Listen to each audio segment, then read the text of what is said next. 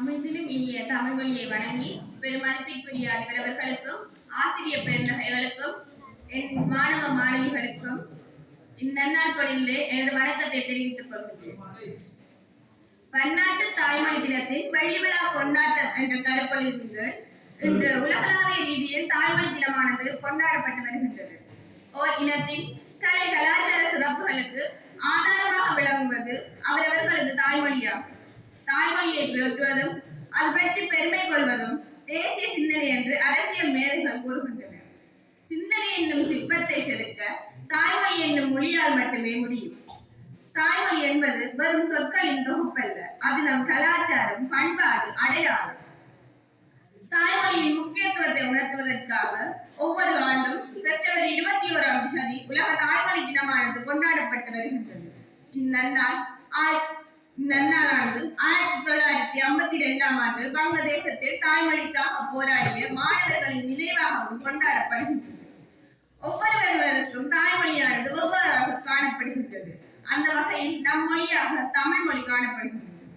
உலகில் சுமார் 6500க்கும் மேற்பட்ட மொழிகள் பேசப்படுகின்றன. இவற்றில் தமிழே மிக தொன்மையான மொழி என அனைவராலும் ஏற்றுக்கொள்ளப்படுகின்றது. உலகத்தில் உள்ள மொழிகளுக்கு மூத்த மொழியாகவும் செம்மொழியாகவும் நம் மொழியான தமிழ் மொழி காணப்படுகின்றது. கல் தோன்றி மண் தோன்ற காலத்தில் முன் தோன்றிய மூத்த மொழி என்று பொன்மொழிக்கேற்ப உலக அளவில் பழமை வாய்ந்த மொழிகளில் தமிழ் மொழி ஒன்றாக காணப்படுகின்றது. உலகில் பல மொழிகள் தோன்றி மறைந்துள்ளன என மொழியியல் அறிஞர்கள் கருத்துரைத்துள்ளனர்.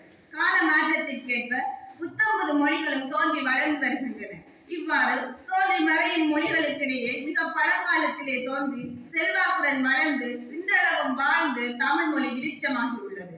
பழமைக்கு பழமையால் இலக்கிய வளமுடையதாய் நிற்பதோடு புதுமைக்கு புதுமையாய் கருத்து செல்வம் நிறைந்ததாய் என்ற இளமை பொழிவுடன் நிற்பது தமிழ் மொழியே ஆகும். தமிழ் மொழியானது எழுதவும் படிக்கவும் பேசவும் இலகுவானதாக காணப்படுகின்றது. இதனாலேதான் தமிழ் மொழியை இனிய தமிழ் என்று குறிப்பிடுவதோடு இலகு தமிழ் என்று குறிப்பிடுகின்றனர்.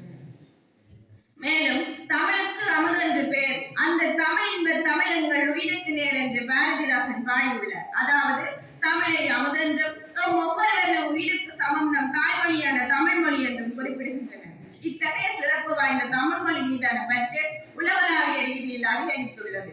ஆனால் சிறு பிள்ளைகளாக இருக்கும் தமிழர்களிடம் காலம் கடந்து செல்ல செல்ல கொஞ்சம் கொஞ்சமாக தமிழிடம் உள்ள பற்று குறைந்து கொண்டே செல்கின்றது.